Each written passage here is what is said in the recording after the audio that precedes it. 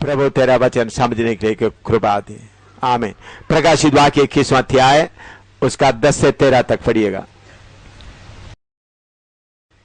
वह मुझे आत्मा में एक बड़े और ऊंचे पहाड़ पर ले गया और पवित्र नगर यरूशलेम को स्वर्ग पर से परमेश्वर के पास से उतरते दिखाया और परमेश्वर की महिमा उसमें थी और उसकी ज्योति बहुत ही बहुमोल पत्थर अर्थात बिल्लोर के समान यशब की नाई स्वच्छ थी और उसकी शहरपना बड़ी ऊंची थी और उसके 12 फाटक और फाटकों पर 12 स्वर्गदूत थे और उन पर इजरायलियों के 12 गोत्रों के नाम लिखे थे।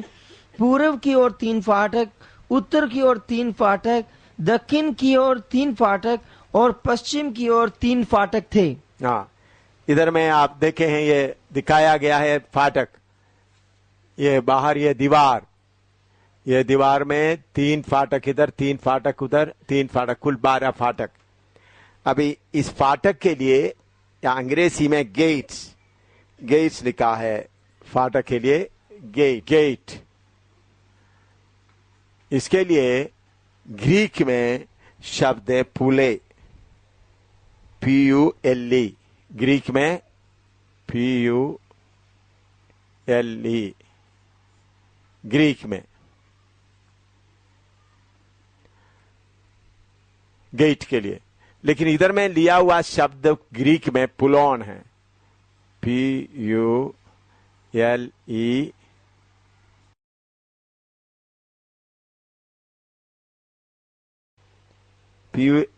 PULEON, LE नहीं, PULON, पुलोन। पुलोन का मतलब है गेट विथ टावर।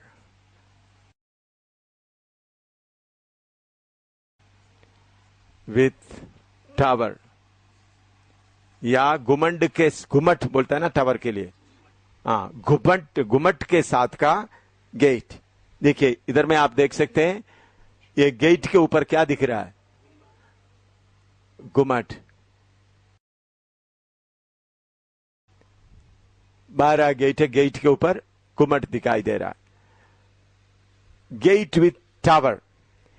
ये दीवार ऐसा दीवार है, ये दीवार में सब घर रहता है, सारे वॉचमैन। पुराने जमाने में आप देखते वक्त वॉचमैन किधर रहता है, दीवारों में। दीवार रहने वाला दीवार है, कॉम्पाउंड वॉल सिर्फ नहीं, वॉचमैन रहता है। कितना गेट है, गेट विथ टावर 12। अभी भजन संहिता 48 का 12 पढ़िएगा, भजन संहिता 48 का 12, Psalm 48:12। सिय्योन के चारों ओर चलो, हाँ, और उसकी परिक्रमा करो और उसके गुम्मटों को गिन लो। हाँ, सिय्योन के चारों ओर चलो, उसका परिक्रमा करो, उसका गुम्मट को गिन लो। इसराइल के सिय्योन में या यरूशलेम के चारों तरफ फिर तो कितना गेट और गुम्मट था, 12। उसका नाम भी, क्योंकि आपको थोड़ा मैंने पवित्र आत्मा मुझे प्रेरणा दिया उसको थोड़ा खोल कर बताएं, तो इसलिए मैंने उसके लिए भी तैयार हो गया। तो इसराइल का उस यरूशलेम में 12 गुम्मट थे, 12 गेट, पुलोन 12। उसमें पहला नेहम्याह 3 का 1 पढ़िएगा, नेहम्याह 3 का 1। इसराइल का या यरूशलेम का, असली यरूशलेम को कितना गेट है, 12। नया यरूशलेम को भी 12 है।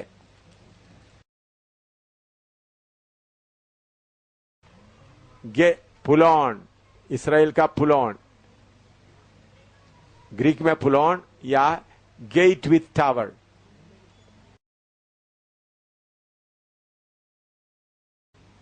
Gate with tower,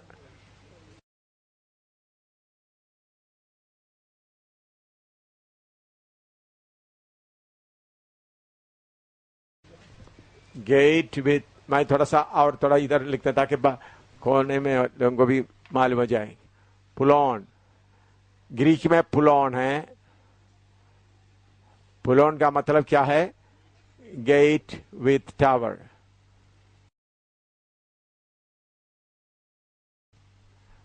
With tower.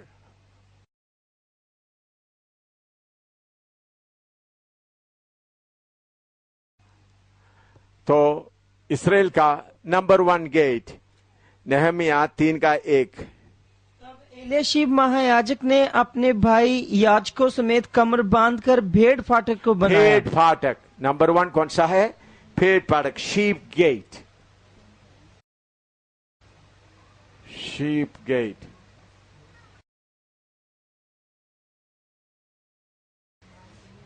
Nehemiah 3:1। फाटक का नाम क्या है? भेड़ फाटक। नंबर 2 नेहमिया 3:3। फिर मछली फाटक को मछली फाटक, फिश गेट।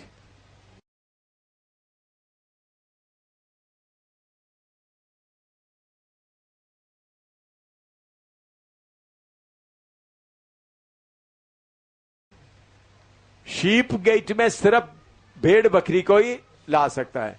मछली गेट में शहर के लिए जितना मछली आना, किधर आना है? मछली ये नहीं, शीप गेट इसराइल का सिस्टम ऐसा था। मछली गेट में क्या हो जाएगा? मछली आएगा बाहर से। Fish gate. अच्छा, तीसरा 3:6। फिर पुराने फाटक की मुरम्मत। पुराने फाटक, ओल्ड गेट, क्योंकि जो यरूशलेम शहर जब शुरू किया, नेहमिया 3:6 और 4। 3:13 तराई के फाटक की तराई के पड़ वाली गेट।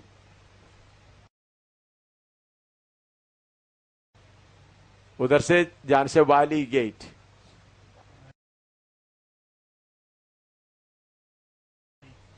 तराई का फाटक 3:13। 5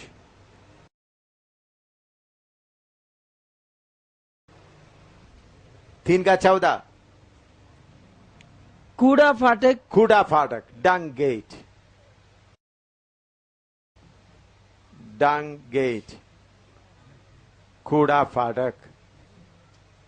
नेहमिया, मैं इधर लिख रहा हूं ताकि आप लोगों को मुश्किल ना हो। नेहमिया 3:14 और 6।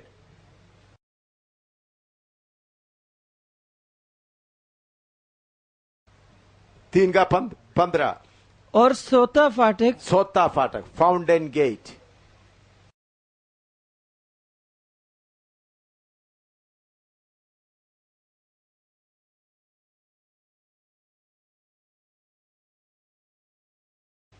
तीन का 15 और 7।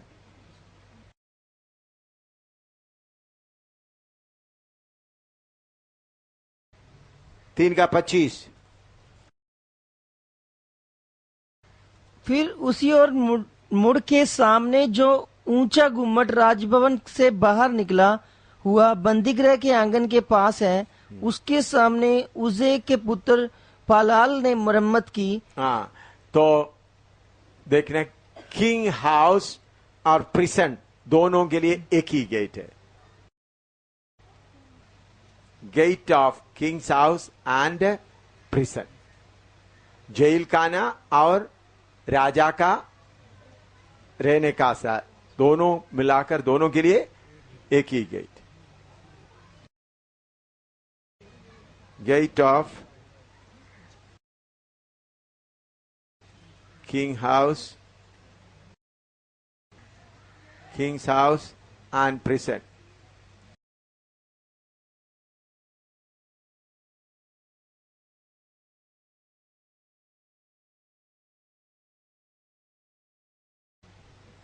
तीन का 25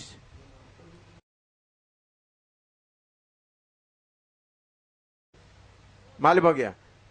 राजा का घर या राजभवन, gate of kings house and prison, जेल खाना, दोनों के लिए एक ही गेट। नहम्याह 3:26। ने 3 लोग तो ओपेल में पूर्व की ओर जल फाटक के सामने। हाँ, वाटर गेट। अमेरिका का वाटर गेट नहीं, आप लोग अमेरिका का वाटर गेट सुने होंगे, जिधर प्रेसिडेंट निक्सन को गिराया गया। 3:26, नहम्याह 3:26।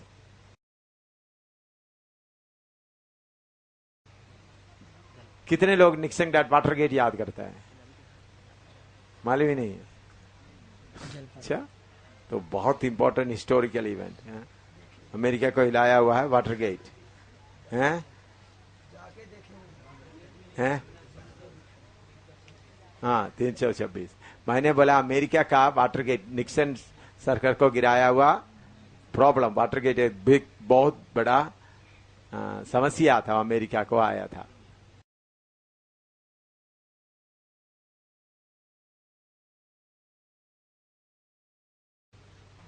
तीन का 28।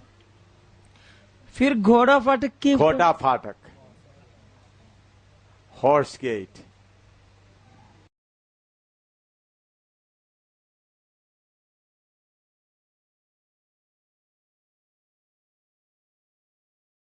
तीन का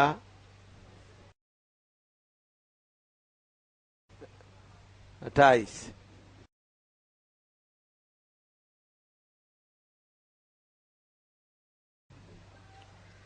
10।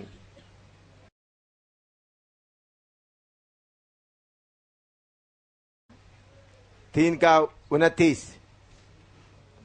इनके बाद इमेर के पुत्र सादोक ने अपने घर के सामने मुरम्मत की, तब पूर्वी फाटक के रखवाले। हाँ, पूर्वी फाटक, ईस्ट गेट, पूर्वी फाटक।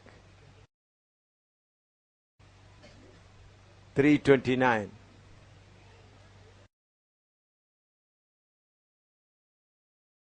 11।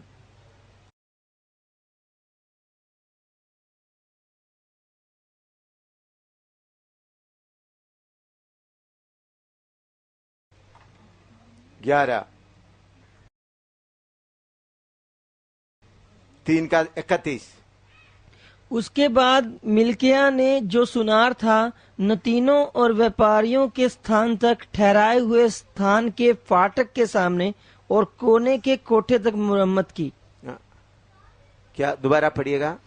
उसके बाद मिल्किया ने जो सुनार था, नतीनों और व्यापारियों के स्थान तक ठहराए हुए स्थान के फाटक के सामने और कोने के कोठे तक मुरम्मत की। हमी फकट फाटक नहीं है उसमें, है? नीचे लिखा। हाँ, मूल में पढ़ो, क्या है, पढ़ो थोड़ा। हमी फक नामक फाटक। हाँ, हमी मिकफाड गेट, मिफकाड गेट है। पंजाबी में क्या लिखा है? हैं? हाँ, मिफकाड गेट, मिफकाड गेट लिखो। आपने हिंदी बाइबल में भी लिख दो, लिख दीजिएगा। हिंदी बाइबल में आप मार्जिन से निकलो, उसको थोड़ा सा ठीक लिख दीजिएगा।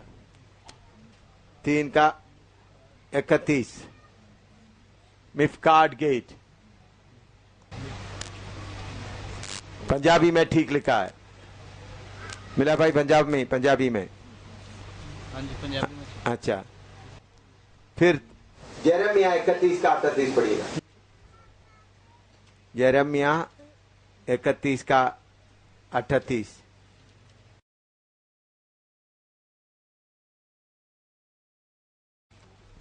देख, यहोवा की यह वाणी है, ऐसे दिन आ रहे हैं जिनमें यह नगर हन्नेल के गुम्मट से लेकर कोने के फाटक तक, कॉर्नर गेट, कोने का फाटक,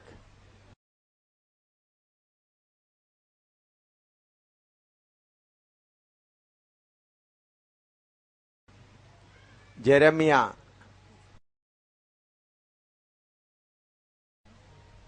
31 का 38। ये मिफकाट गेट में भी उसके बारे में थोड़ा शिखर है। थोड़ा नेहमिया 3 का 31 थोड़ा पढ़िएगा। हाँ, 3 का 31 में थोड़ा पढ़ के देखिए।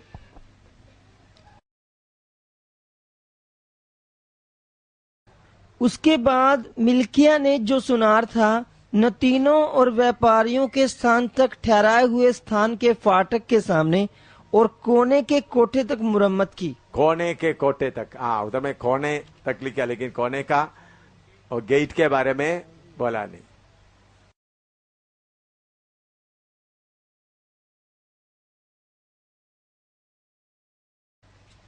तो 12 फाटक मिल गया आपको। कोने में भी एक गेट है, 12 फाटक।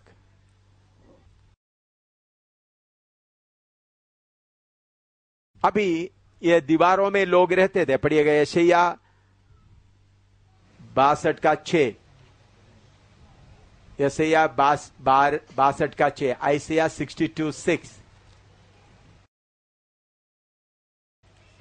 हे यरूशलेम, मैंने तेरी शहरपनाह पर पहरुए बैठाए हैं। हाँ, तुम्हारा शहरपनाह पर क्या है? पहरुए बिठाया है।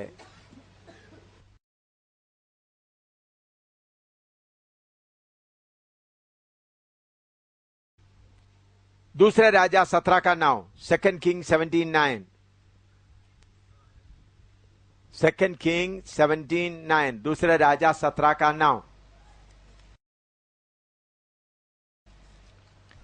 और इजरायलियों ने कपट करके अपने परमेश्वर यहोवा के विरुद्ध अनुचित काम किए और पहरुओं के गुम्मट से लेकर गढ़ वाले नगर तक अपनी सारी बस्तियों में ऊंचे स्थान बना लिए। हाँ, बस्तियों अपने, अभी गेट में दीवारों में क्या बना लिया? बस्ती बना लिया। गेट के तरफ में लोग रहने के जगह में बस्ती बना दिया, ताकि गेट का काम हो गया, व्यापार शुरू हो गया।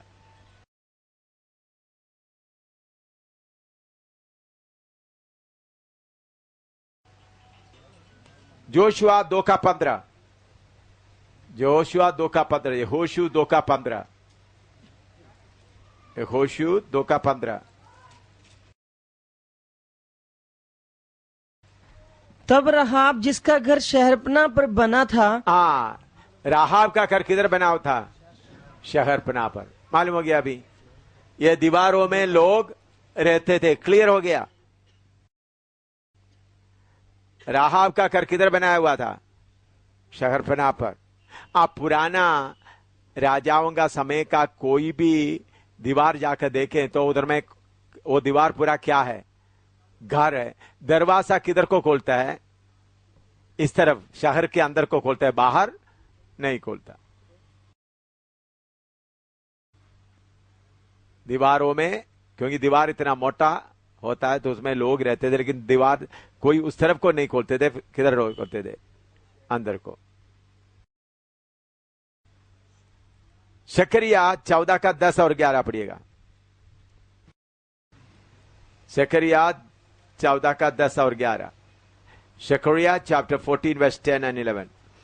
गेबा से लेकर यरूशलेम के दक्षिण ओर के रिमोन तक सब भूमि अराबा के समान हो जाएगी, परंतु वह ऊंची होकर बिन्यामीन के फाटक से लेकर पहले फाटक के स्थान तक और कोने वाले फाटक तक और हनेल के गुम्मट से लेकर राजा के दाखरस कुंडों तक अपने स्थान में बसेगी। हाँ, और 1000 साल में भी इसराइल का चारों तरफ का दीवार में लोग बसेंगे। मिलीनियम के टाइम में, मिलीनियम के टाइम में इसराइल के जो यरूशलेम, नया यरूशलेम जो बनाएगा, हमने आपको बताया 6-7 अध्याय बताया, उसमें उस दीवार में लोग रहेंगे। किधर? जकरिया 14 का 10 और 11।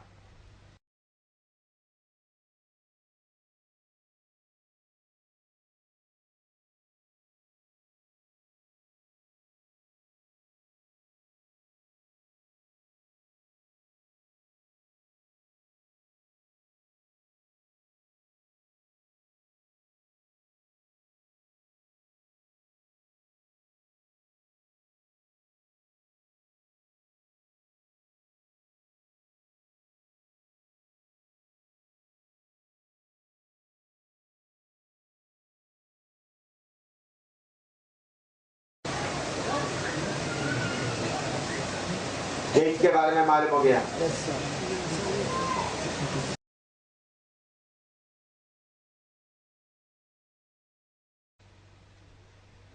में कौन वास करेंगे? पुराना नियम के संत लोग। मैंने बताया पुराना नियम के, आज मैंने आपको सर्कल बनाकर दिखाया। पुराना नियम के संत लोग कैसा। इस नया यरूशलेम में इतना ऊंचा है 12,000 फरलॉन्ग, मतलब 1,500। उसका लंबाई कितना है? 1,500 माइल्स। उसका लंबाई, चौड़ाई और ऊंचाई तीनों बराबर। तो इतना बताया है, लेकिन असली में आते समय में वो बात ऐसा सुनिएगा, मैंने पहले बताई, बीच में परमेश्वर,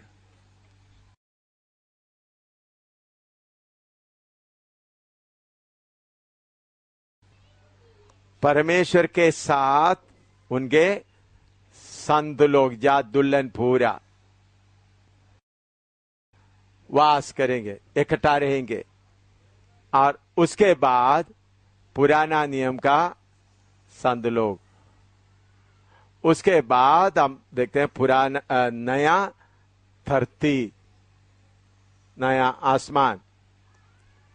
तो मैंने आज सुबह बताया था, हमको आत्मिक शरीर में आने के बाद हमको बैठने का जगह नहीं चाहिए, खाने का जगह नहीं चाहिए, सोने का जगह नहीं चाहिए, हमको नींद नहीं होता।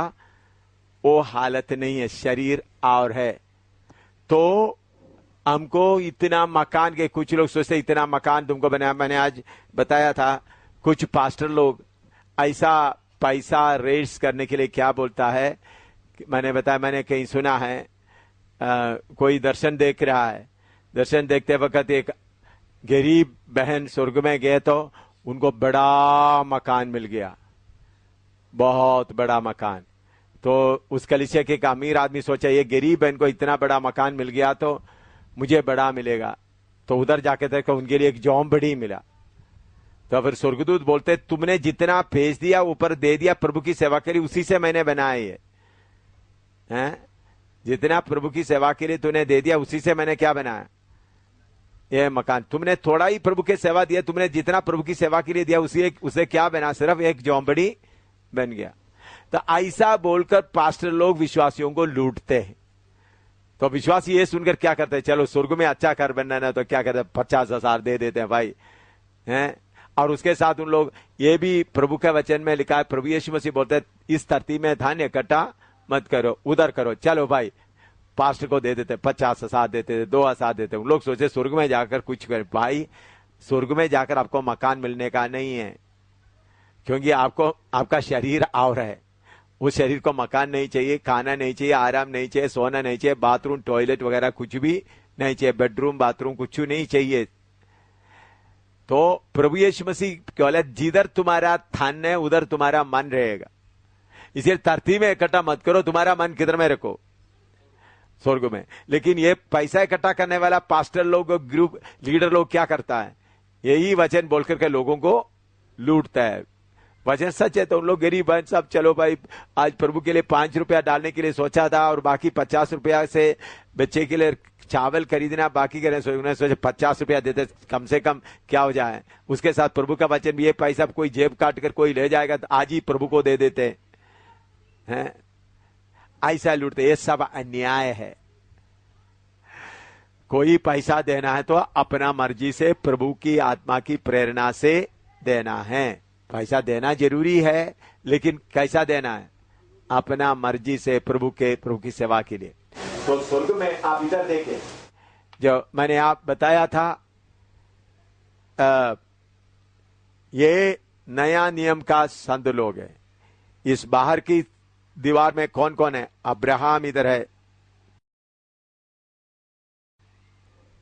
अब्राहम इधर है,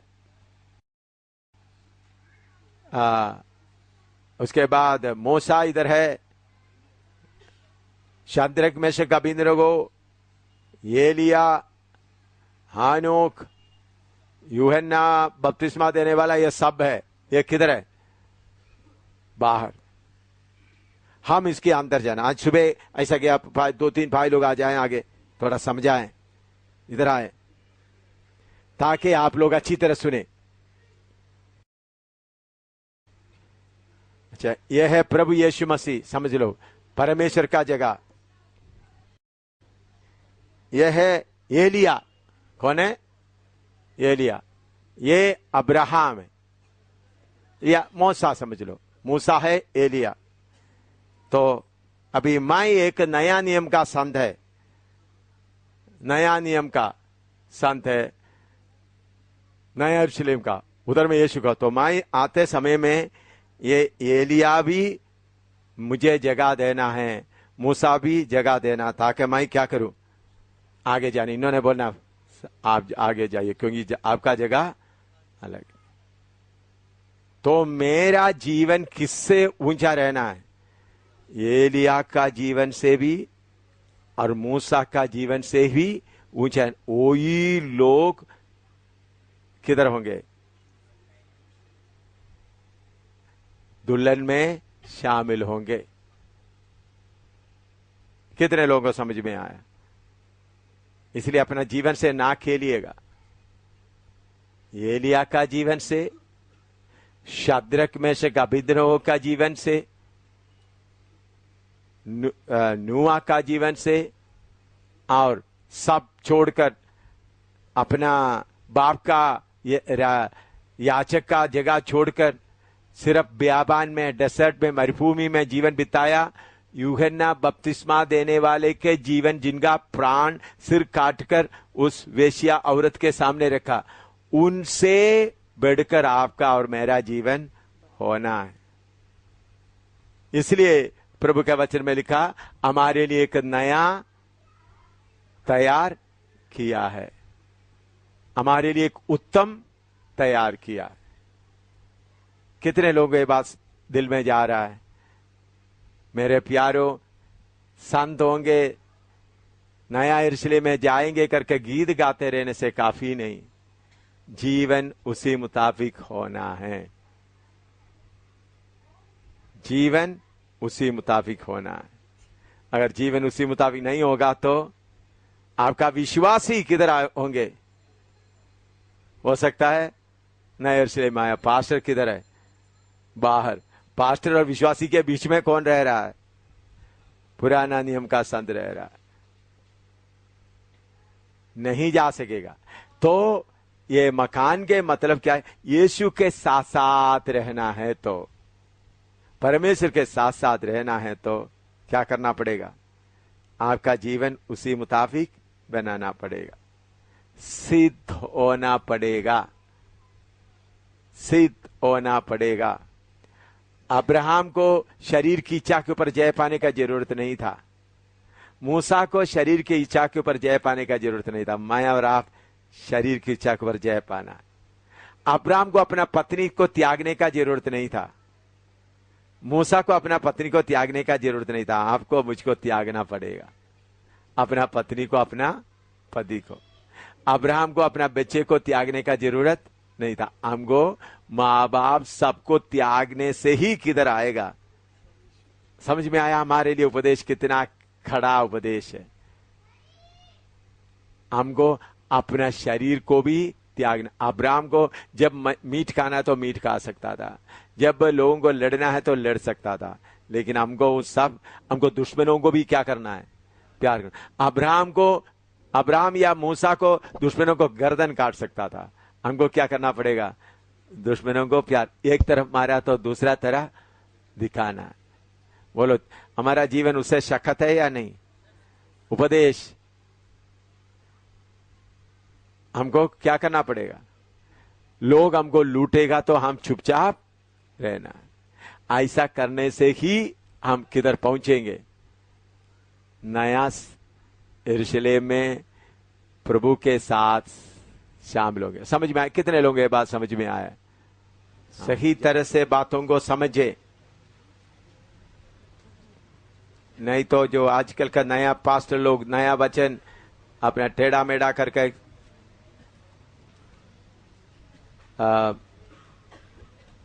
उसका 32 से लेकर 11 का 32 से लेकर 40 तक पढ़िएगा।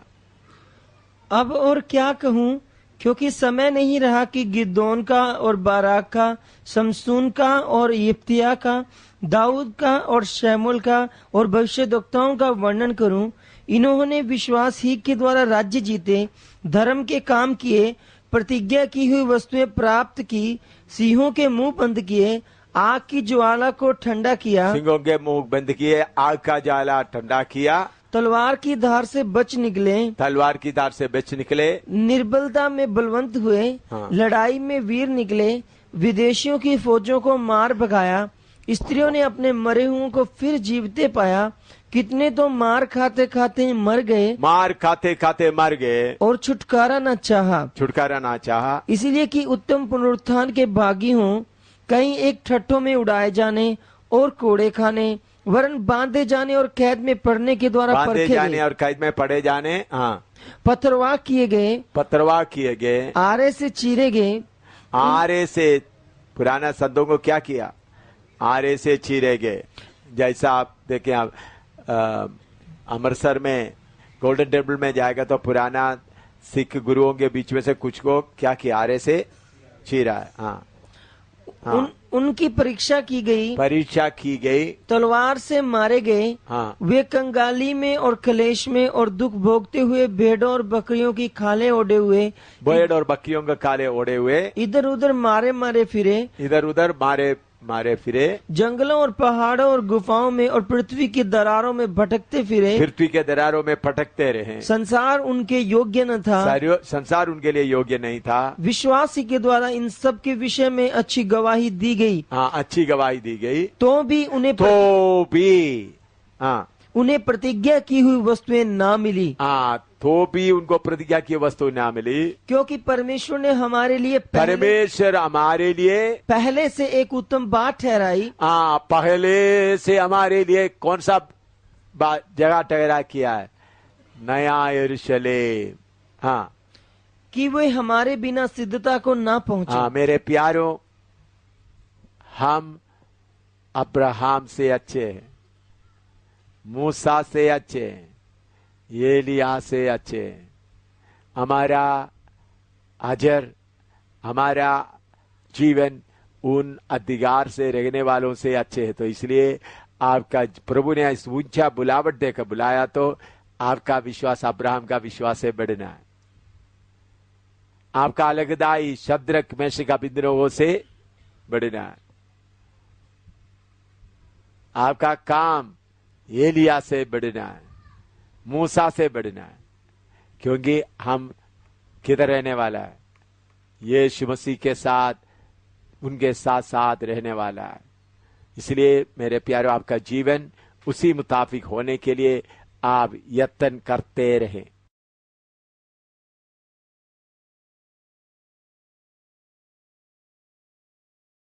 जो दुल्हन में शामिल होने वालों के कंफ्यूशन, कुछ लोगों के अंदर में कंफ्यूशन है, और कंफ्यूशन को दूर करना चाहता हूं। वचन क्लियर मालूम होना है। आइए, क्योंकि उसके बाद फिर दुल्हन का स्टैंडर्ड के बारे में, एक एक मोती कैसा बनता है, 12 नींव, एक एक नींव के एक एक मोती, वो कैसा बनता है, वो गहरा विषय में फिर उतरेंगे। तो अभी समझने वाला बात प्रकाशित वाक्य 19 का 6 से 9 तक पढ़िएगा। प्रकाशित वाक्य 19 का 6 से 9 तक। फिर मैंने बड़ी भीड़ का सा और बहुत जल का सा शब्द और गर्जनों का सा शब्द सुना कि हालेलुया, इसलिए कि हमारा प्रभु परमेश्वर सर्वशक्तिमान राज्य करता है। आओ हम आनंदित और मगन हों और उसकी स्तुति करें, क्योंकि मेमने का ब्याह आ पहुंचा और उसकी पत्नी ने अपने आप को तैयार कर लिया है। उसको शुद्ध और चमकदार महीन मलमल पहनने का अधिकार दिया गया, क्योंकि उस महीन मलमल का अर्थ पवित्र लोगों के धर्म के काम है। उसने मुझसे कहा, यह लिख, कि धन्य वे हैं जो मेमने के विवाह के भोज में बुलाए गए हैं। फिर उसने मुझसे कहा, ये वचन परमेश्वर के सत्य वचन हैं। इधर में हम देखते समय में जल्दी मैं बता के जाता हूं आपको, पहले कभी बीच बीच में बताया लेकिन अभी प्रकाशित वाक्य के साथ उसको बताता हूं। दुल्हन एक है और उनका शादी का बोझ के लिए बुलाया हुआ लोग अलग है। दोनों का तैयारी में बहुत फर्क है। जिस लड़की का शादी हो रहा है वो लड़की जिससे उनका एंगेजमेंट हुआ उस दिन से लेकर उनका शादी का दिन का तैयारी चलती है। लेकिन जिसको खाने के लिए बुलाया उनका खाने के समय के थोड़ी देर पहले उनका नहा धोकर तैयारी होता है। तो यीशु मसीह के कलीसिया में हम देखते वक्त दुल्हन है और उनके शादी का बोझ का पार्टी भी है। इसके साथ साथ मत्ती के सुसमाचार में आइएगा। मत्ती सुसमाचार 22वां अध्याय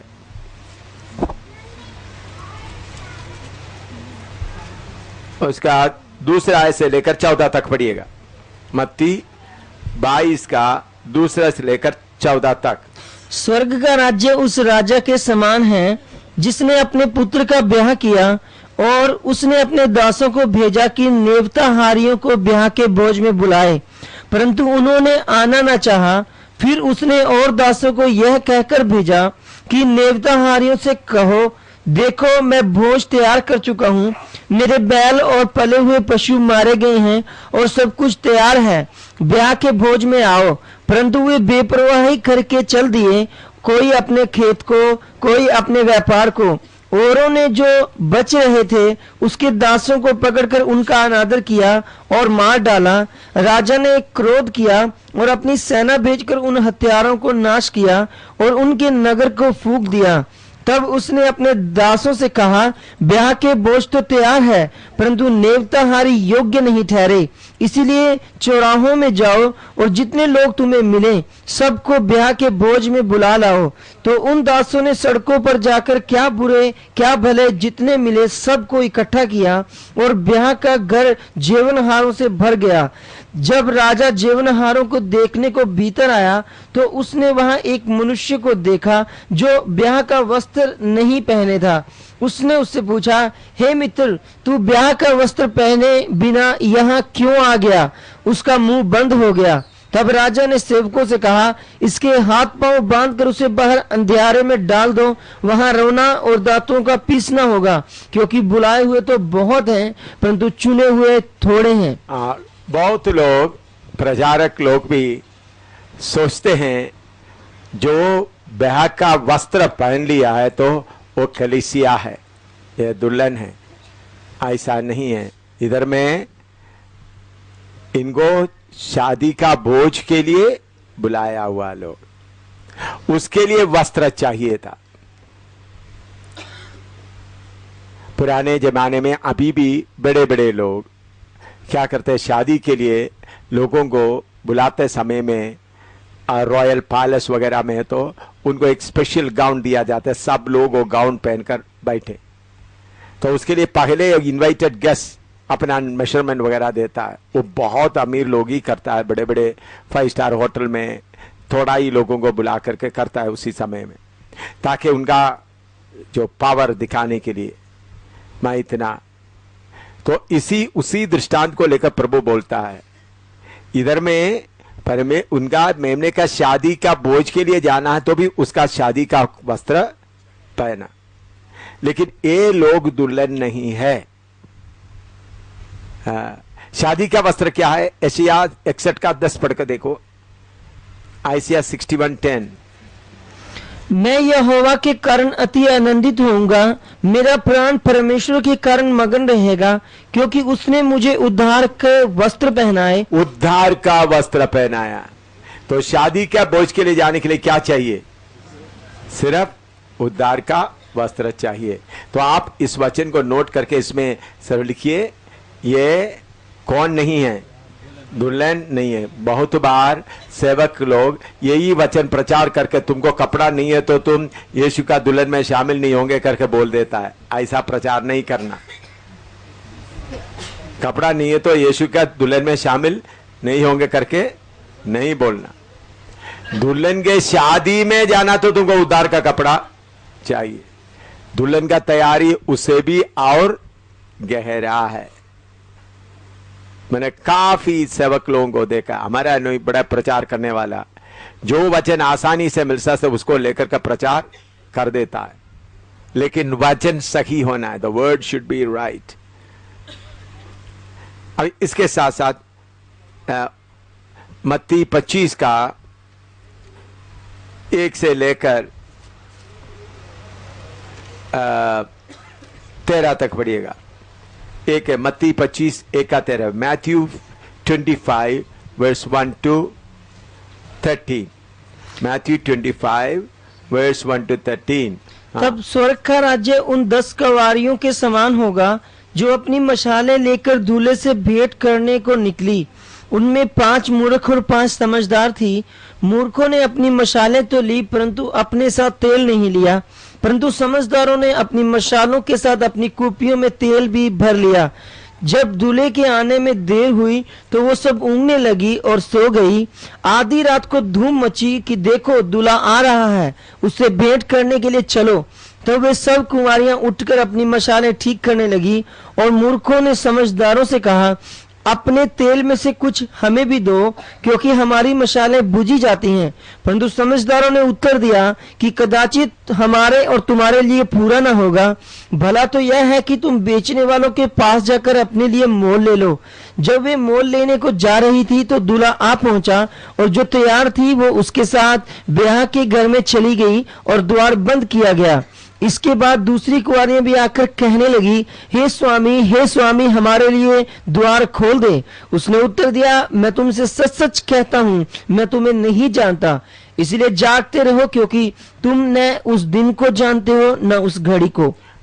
कुछ लोग ये कुमारियों का उदाहरण लेकर 10 कुमारी, 5 बुद्धिमान, 5 बुद्धिहीन था, मूर्ख था।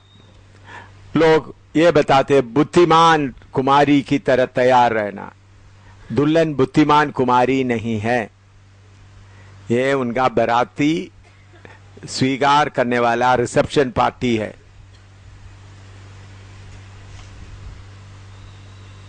ये भी कौन नहीं है? दुल्हन नहीं है। दुल्हन कभी सोएगी नहीं। इंतजार करने वाला, दुल्हन के लिए इंतजार करने वाला क्या करेगा? सोएगा। दुल्हन मेरा, जिसके साथ मेरा मंगनी हुआ है, वो कब आएगा, कब आएगा, कब आएगा करके जागता रहेगा। तो असली दुल्हन को आत्मिक तौर पर एक पीछे हटे हुआ हालत नहीं होगा, जागता रहेगा। अगर आप में से कोई भी अभी पीछे उठे तो जल्दी जाग जाओ। आप ये नहीं सोचना यीशु आते वक्त कोई दुल्हन क्या होते हैं, सोए हुए हालत में रहेंगे। इधर में लिखा है वो उनको वेलकम करने वाला लोग था, उन्होंने अंदर गया, दरवाजा बंद किया। अंदर में कौन बैठे हैं? दुल्हन बैठे हैं। तो ये पवित्र आत्मा पाने से भी ये तेल लेना वो पवित्र आत्मा को बताता है। पवित्र आत्मा पाने से काफी नहीं है, आप परिपूर्ण होना है। क्या होना है? परिपूर्ण होना है। लिखो, ये 10 कुमारी में से 5 कुमारी जो तेल के साथ आया वो दुल्हन नहीं है। लिखो अच्छी तरह, क्योंकि कुछ किताबों में ऐसा लिखा है, कुछ प्रचारक ऐसा प्रचार करते हैं। Some preachers preach like that. Some people have written in the books like that, not knowing the truth. So it is not enough that you are filled with the Holy Spirit, but you should grow to perfection. पवित्र आत्मा पाने से काफी नहीं, क्या होना? हम उनके परिपूर्णता में आना है, हमारा स्वभाव बदलाना, हमारा ख्यालात बदलना है।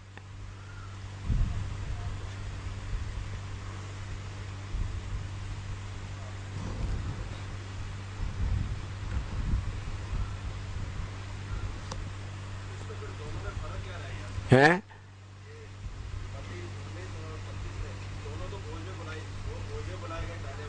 हाँ, ये इंतजार कर, ये वेलकम करने वाला, दुल्हा को वेलकम करने वाला दुल्हन का पार्टी है।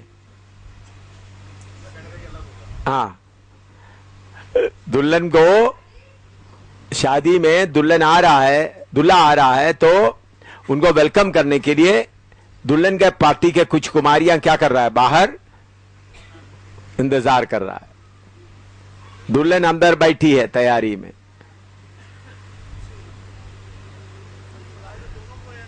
हैं? हाँ, बुलाया हुआ है, लेकिन वो कोई दुल्हन नहीं है।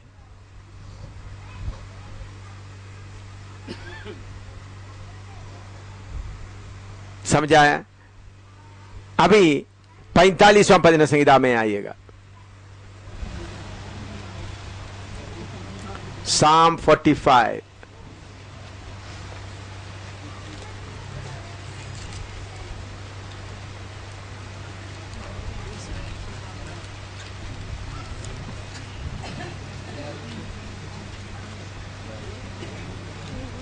उसका 10 और 11 पहले पढ़ो।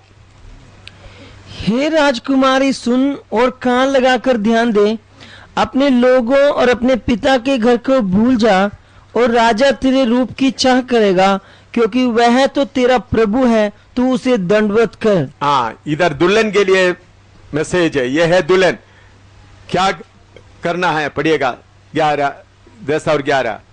हे राजकुमारी सुन, हे राजकुमारी सुन और कान लगाकर ध्यान दे, हाँ, और अपने लोगों और अपने पिता के घर को भूल जा, अपने लोगों अपनी पिता के घर को भूल जा।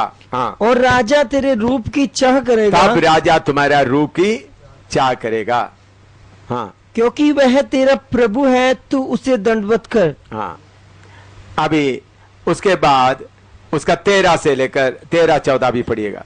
राजकुमारी महल में अति शोभायमान है, राजकुमारी महल में अति शोभायमान है, उसके वस्त्र में सुनहले बूटे कड़े हुए हैं, उनके वस्त्र में सुनहले बूटे खड़े हुए हैं। वह बूटेदार वस्त्र पहने हुए राजा के पास पहुंचाई जाएगी। हाँ, जो कुमारियां उसकी सहेलियां हैं, वे उसके पीछे पीछे चलती हुई तेरे पास पहुंचाई जाएंगी। हाँ, देखिए इधर में राजकुमारी है और उसके पीछे चलने वाला कुमारियां भी है, सहेली। तो इसमें दुल्हन कौन है? राजकुमारी। राजकुमारी अति शोभायमान है, उनको बूटेदार वस्त्र पहनाया गया। उसमें बूटे क्या है? बूटेदार, उसमें क्या सुनहले सुनहले बूटे बूटे खड़े किए। अंग्रेजी में पढ़ते वक्त, the king's daughter is all glorious within her clothing is wrought gold. Psalm 45 verse 13 and 14. Psalm 45 verse 13 and 14. So दुल्हन का स्पेशल क्वालिटी क्या है? बूटेदार वस्त्र पहना हुआ है। यह बूटेदार वस्त्र क्या है, मैंने बहुत बार आप लोगों को सिखाया है, समझाया है। एक बूटेदार वस्त्र, अभी इधर में कोई किसी का शॉल या कोई छोटा है, कोई करचीफ जिसमें कढ़ाई किया हुआ है, किसी के पास देख लो।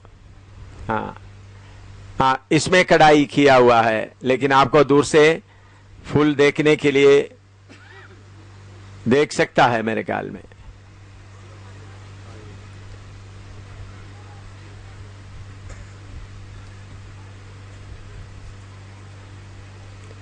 हाँ, इधर में आप देख सकते हैं फूल वगैरह, मैं देखता हूं। ठीक है, ये आपको दिखाई देता है ना? ये कढ़ाई करने के लिए इस कपड़े को क्या करना पड़ता है? अच्छी तरह से फ्रेम में टाइट पकड़ता है, फ्रेम है उसका। उसके बाद इसके ऊपर जो एक निशान अपना करने वाला एक निशान लगाता है, और निशान के बाद उसके ऊपर इतना बार सुई ऊपर नीचे चलते हैं। कितने बार सुई, अब ये चुन्नी को थोड़ा बोलने का अनुमति दे, इसका मुंह है तो क्या बोलेगा भाई? अभी आप मेरे बारे में तारीफ कर रहा है, जब ये बना रहा था तो कितने हजार बार सुई ऊपर नीचे चलता रहा, उसके बाद ये बन गया। तो दुल्हन कौन होता है? जो दुनिया की बहुत तेरा कष्टों के बीच में जाकर सुंदर बन गया है। तो इसलिए लिखा है उनके साथ कष्ट उठाएगा तो उसके साथ महिमा भी पाए। हमारा हालत क्या है? कष्ट आते वक्त प्रभु एक कष्ट को क्या कर दे? हटा दे। प्रभु आपके ऊपर एक फूल बना रहा है, प्रभु एक फूल बनाने का प्लान बना, थोड़ा सा शुरू किया, हालेलुया, प्रभु इसको हटा दे, रोना शुरू कर दिया। आपका रोना देखकर प्रभु थोड़ा सा उसको हटा देगा, फिर थोड़ी देर के बाद फिर प्रभु शुरू करेगा। बहुत तेरा लोग का, इसलिए लिखा हम उसके साथ दुख उठाएगा तो उसके साथ महिमा भी पाएंगे। तो दुल्हन वही है जो कष्ट के द्वारा, दुखों के द्वारा, परेशानियों के द्वारा, मुसीबतों के द्वारा सुंदर बन गए। तो हमारे जीवन में जो कष्ट आता है, किसके लिए? हमको दुल्हन के तौर पर प्रभु ने चुना है। बाकी लोगों को कष्ट नहीं आता, मुझे क्यों कष्ट आता? भाई बाकी लोग शादी का बोझ खाकर जाना है, आप यीशु मसीह का रूप में आना है। यीशु मसीह के रूप में आना है तो आपके अंदर का गुस्सा जितना है चेक करके देखना पड़ेगा गुस्सा कितना है। मैंने पिछले दिनों में बोला, मुझे एक आदत था, हमेशा चिढ़ता नहीं, मेरे साथ जो लोगों को मेरे लिए मैंने साथ रहकर उनके लिए कष्ट उठाया, उनका दुख उठाया, फिर उन लोग बुरे बात बोलते वक्त ये क्यों ऐसा बोलते, इनको हक क्या है? पहले मैं गुस्सा करता था, डांटता था, नहीं तो बोलता था मेरे कमरे से चले जाओ बोलता था। फिर मैंने नहीं, ये ठीक नहीं है। फिर मैंने खामोश रहता था, लेकिन दिल के अंदर क्या होता था? थोड़ा सा दुख होता था। फिर भी मैं प्रार्थना करता, उन लोग कितना भी बुरा बोले, मैंने ऐसा प्रार्थना किया, प्रभु जिन्होंने जो मेरे साथ रहे, अगर मेरे कमरे में आकर और टेबल में पड़ा हुआ किताब लेकर मेरे मुंह में फेंके, या उधर में पानी, मैंने ऐसा प्रार्थना किया, कोई प्रभु पानी लेकर मेरे मुंह में फेंके, तब भी मुझे दुख नहीं आना प्रभु। ऐसा मैं प्रार्थना किया। क्या किया? मैं प्रार्थना किया, प्रभु मेरे कमरे में आकर जिनको मैं प्रभु में आगे जाने के लिए तैयार कर रहा है, वो आकर तो मेरे कमरे में आकर मुझे गुस्सा आकर के पानी लेकर के, क्या ग्लास का पानी लेकर मेरे मुंह में फेंक दे, या कोई चीज है, तब भी मुझे गुस्सा सिर्फ नहीं आना, मेरे अंदर कोई गलत, उनके लिए कड़वापन भी नहीं आना। प्रभु मुझे इस हालत में आप लाना। ऐसा मैंने प्रार्थना किया। तभी मैं प्रभु की कृपा से, मैं आपको बताता हूं, उस बात का जवाब मुझे मिल गया। उस दिन से मैं, आपको मालूम मैं कितना ऊंचा हालत में रहता हूं। आप लोगों को देखने से सस्ता रहेगा, लेकिन इस बात के लिए मैं कितने देर, इसके लिए मैं क्या करता था, मैंने बोला था कोई आकर के मेरे सामने पड़ा हुआ सब फाड़ दे, कपड़ा भी फाड़ रहा है, ये भी फाड़ रहा है, सब फाड़ रहा है, सब, तो मैं चुपचाप, क्या करना है, मुश्किल है। ये आरएसएस वाला आकर फाड़ेगा तो मुझे कुछ नहीं होगा, धन्यवाद देगा। लेकिन जो लोगों को मैंने ट्रेनिंग देकर खड़ा किया, जो मेरा सेवा करना या मुझे आदर देना, वो लोग फाड़ेगा तो मेरे अंदर में क्या नहीं होना पहले, क्योंकि आरएसएस वाला कितने बर्बाद, कितना मारा, कितना कुछ किया, मैं कभी रोया नहीं उनका गलती के लिए उनको। क्योंकि आपने सुना जगाधरी में भी पुलिस आए, मुझे इतना मार कर नीचे डाल दिया, घसीट कर ले गए, पाव में एक पकड़ घसीट के ले गए 2 साल उधर जगाधरी में। इतना, मैं 3 घंटों तक मरा हुआ हालत में था। फिर भी पुलिस आते वक्त मैंने बोला वो मेरे भाई लोग, उनके ऊपर मुझे कोई नहीं है। तो वो आसान है, लेकिन जिसको आप पर आपको पालन पोषण किया है, जिसको आपने वचन भूखे से, वो आकर तोड़ फोड़ करे, आपके मुंह में पानी फेंके, आपको कुछ भी करे, तब भी आपको क्या नहीं होना? तब है एवं शामिल सचमुच में मरा है या नहीं। मैं इसके लिए प्रार्थना कर रहा था। तो जब ये बात भी मुझे अनुभव में हुआ, मैं प्रभु का इतना धन्यवाद देना शुरू किया। मेरे अंदर में क्या नहीं हुआ? गुस्सा बाल मन गुस्सा कंट्रोल किया करके नहीं। पहले गुस्सा करता था, फिर गुस्सा कंट्रोल करता था, फिर अंदर में क्या होता था? दुख रहता था। मैंने प्रभु से प्रार्थना किया, दुख भी नहीं। भाई ये छोटी बात नहीं है, ये कितने बार सुई ऊपर नीचे जाना है, तब भी पुराना नियम के संदों का आगे आप जा सकते, तभी आप यूहन्ना बपतिस्मा देने वाले के आगे जा सकते, तभी आप एलिया और मूसा के आगे जा सकते, तभी आप हानू के आगे जा सकते, तभी आप अब्राहम के आगे जा सकता।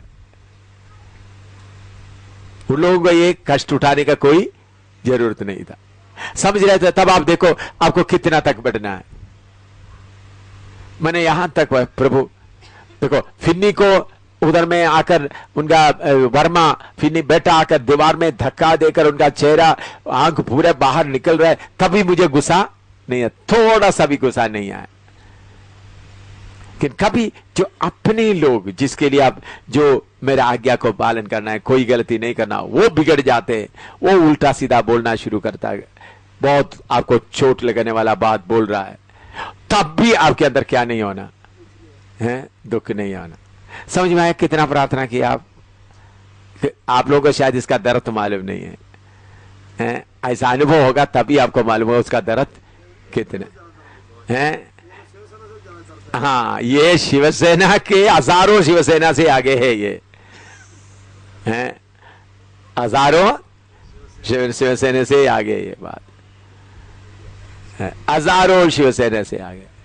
जो बात आपको इतना बुरा करने वाला बातें आप सुने और फिर भी आप मुस्कुराते रहे, दुख उठाते हुए ना रहे। तो मैं बोलता दुल्हन बनना छोटी बात नहीं। पत्नी का बात आ गया, पति का बात आ गया, बच्चों का बात आ गया।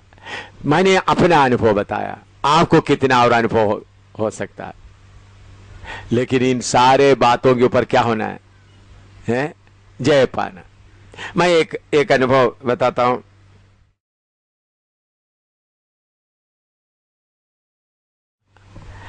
मैं एक जगह में इधर पहाड़ में शादी पढ़ने के लिए गया भाई, तो उधर में शादी के लिए खाने का पैसा का भी इंतजाम मैंने किया था, पूरा नहीं 80% पैसा मैंने दिया था। मैंने शादी पढ़ लिया। शादी पढ़ने के बाद रात के समय में शादी पढ़ लिया, तो उन लोग, मैंने बोला ठीक है मैं थोड़ा सा कमरे में रेस्ट करता हूँ। मैंने बोला बाद में खाना खाएंगे। उस दिन से कुछ खाना नहीं खाया, मैंने पैसा देकर के बकरी वगैरह खरीद कर सब लाया। उन लोग सब खाना खा लिया, बारात पार्टी को भी खाना दे दिया, घर के लोग भी खाना कर दिया। रात को 12 बजे हो गया, 1 बजे हो गया। तो 1 बजे मैं उठ कर देखा तो सब सो रहा है। तो मैंने भाई को तरफ आई, कुछ अच्छा आप खाना नहीं खाया? हाँ जी। मैंने बोला भाई भूख लग रहा है, क्योंकि दोपहर को भी कुछ खाया नहीं, कुछ है देखो। जाकर देखा तो रोटी भी नहीं, चावल भी नहीं, सब क्या हो गया? खत्म हो गया। अभी क्या करूं? खाने के लिए क्या है? फिर थोड़ा सा टमाटर का कच्चा टमाटर मिला, थोड़ा मूली मिला, थोड़ा नमक डालकर वो खाकर रात को सो गए। तब भी मुझे थोड़ा सा भी गुस्सा नहीं आया है? थोड़ा सा भी गुस्सा नहीं। उनको बड़ा दुख आ गया। वो पत्नी को बोल रहे, मैंने सोचा आपने पापा को साहब को खाना खिलाया होंगे। उन लोग बोलते आपने खिलाया होंगे। मैंने सोचा हमको क्या मालूम आपने खाया। तब भी मुझे क्या नहीं आया? बिल्कुल मैंने सच उन लोग, तो उसको जय पाने के लिए मुझे कोई मुश्किल नहीं था, उन लोग भूल गया। लेकिन फिर साथ रहने वाला लोग करते वक्त जिनको उनका लापरवाही करके जानबूझकर चिढ़ाने के लिए करते वक्त भी क्या नहीं आना। मुझे मालूम हो गया ये शैतान क्या कर रहा है, मुझे जानबूझकर चिढ़ाने के लिए, प्रार्थना भवन का शांति भंग करने के लिए क्या कर रहा है? कर रहा है, तो जानबूझ के कर रहा है, तो उस वक्त भी क्या नहीं आना। ये आप लोगों के घर में भी हो गए भाई। मैं प्रार्थना भवन का शांति बोलेंगे तो आप लोगों के घर में शांति का समस्या नहीं होता। एक एक घर के पास जाकर देखने से मालूम होगा, वीडियो लेकर जाना है। प्रार्थना भवन का शांति भंग करने के लिए शैतान ऐसा करते वक्त भी मुझे क्या करना है? भाई इसका दर्द बहुत है, लेकिन मैंने प्रार्थना करता, प्रभु ऐसा जानबूझ कर करते समय मेरा मुंह में पानी भी फेंक दिया, कपड़ा भी फाड़ दिया, सब कुछ मुझे उधर से खींच कर बाहर निकाल दिया, तब भी प्रभु मुझे क्या नहीं होना है? थोड़ा सा भी कड़वापन उस व्यक्ति के ऊपर नहीं होना। इसी बात के लिए मैं प्रार्थना कर रहा था। आरएसएस का तो प्रभु के लिए मार खाया बोल सकता है, धन्यवाद, लेकिन ये बात ऐसा होते समय में दर्द बहुत होता है, तब थोड़ा सा भी रेंच या दुख या फीलिंग नहीं होना। तो स्वनालय भुट्टेदार भुट्टा कढ़ाई करना कितना आसान है भाई? नूहा के आगे जाना है, अब्राहम के आगे जाना है, शद्रक मेशक अबेदनगो को आगे जाना है, एलिया के आगे जाना है। सबसे बड़ा है यूहन्ना बपतिस्मा देने वाला, जिन्होंने बयाबान में रहता है। इस हालत में आने से ही दुल्हन बनेंगे। ये कोई इज्जत ऐसा तोका में नहीं रहना, ले लिया बोल दिया, अन्य भाषा बोल दिया था, नहीं, सारे बातों में क्या होना है? दुल्हन। हाँ, अगर आपको देखकर चोर डाकू ए व्यभिचारी बोलते समय आपका मुंह क्या नहीं होना? मुंह क्या नहीं होना? बता से कोई मुस्कुराहट आपका चेहरे से हटना नहीं, वो कुछ भी, वो भी प्रभु की कृपा से। कितने बार लोग बोलते हैं इनका चमड़ा बहुत मोटा है, कितना बेशरम है, वो लोग बोलते क्या है? बेशरम। इनको कितना बोलने से भी इनको शर्म नाम चीज ही इनको नहीं। हालेलुया।